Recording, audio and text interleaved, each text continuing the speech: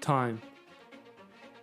24 hours in a day, 365 days in a year. Time. Finite time. Constantly moving, constantly fading.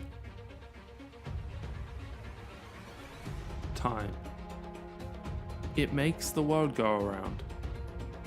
Many desire it, none can keep it.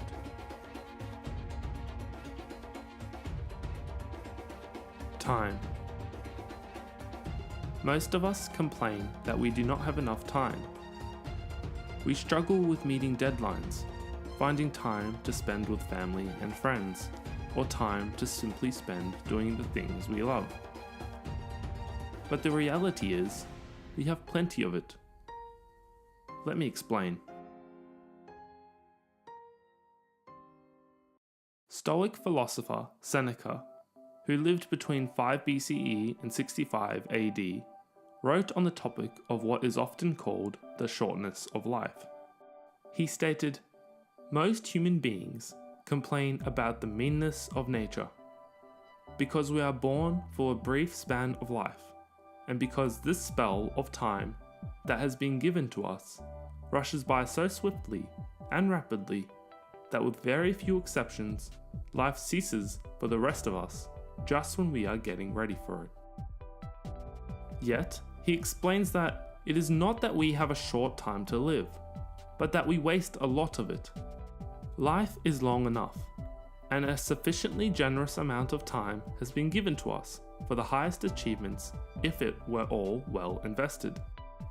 But when it is wasted in heedless luxury and spent on no good activity, we are forced, at last, by death's final constraint, to realize that it has passed away before we knew it was passing.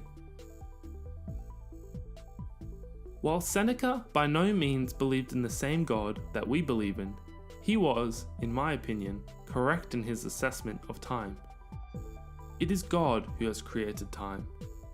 It is He who has given us 24 hours in a day and has set the total time we are to live on this earth. When you think this way, your perspective on time changes. Who are we to question and complain on the shortness of life? It is the Creator who determines all these things, and it is up to us to use this time for His purpose. And what is His purpose, you may ask?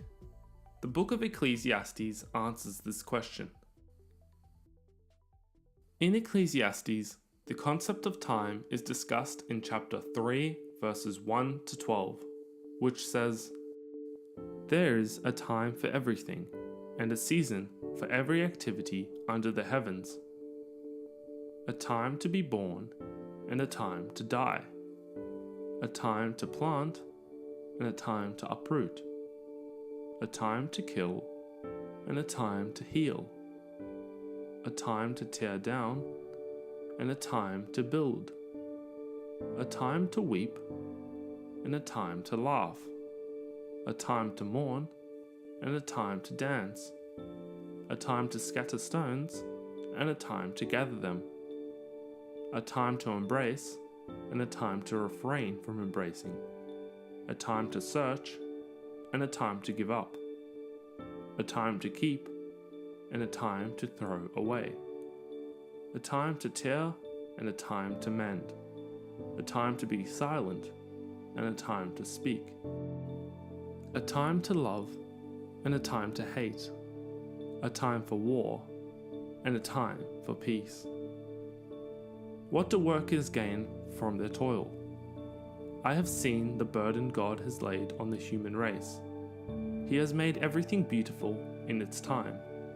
He has also set eternity in the human heart. Yet no one can fathom what God has done from beginning to end. I know that there is nothing better for people than to be happy and to do good while they live. The author of Ecclesiastes concludes the book in chapter 12, verses 13 to 14, by stating, "Now all has been heard, here's the conclusion of the matter. Fear God and keep His commandments, For this is the duty of all mankind.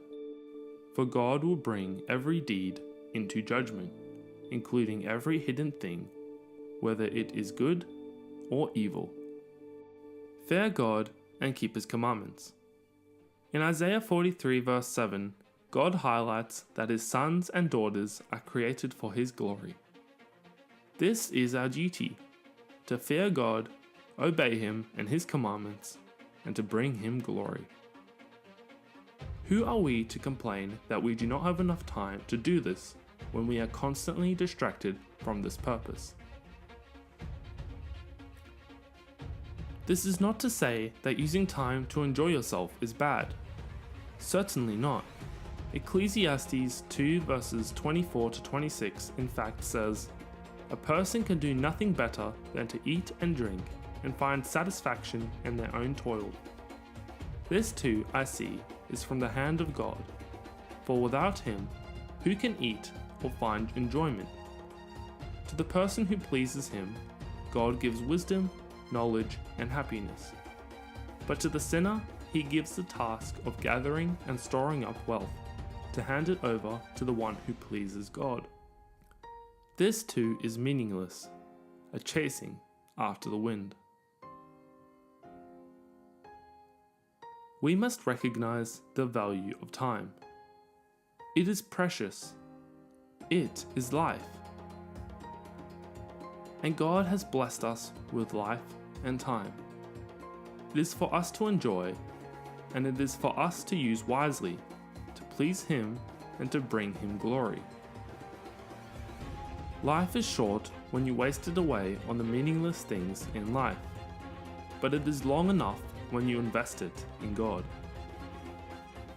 As Ecclesiastes 12 verse 1 says, "Remember your Creator in the days of your youth, before the days of trouble come and the years approach, when you will say, I find no pleasure in them."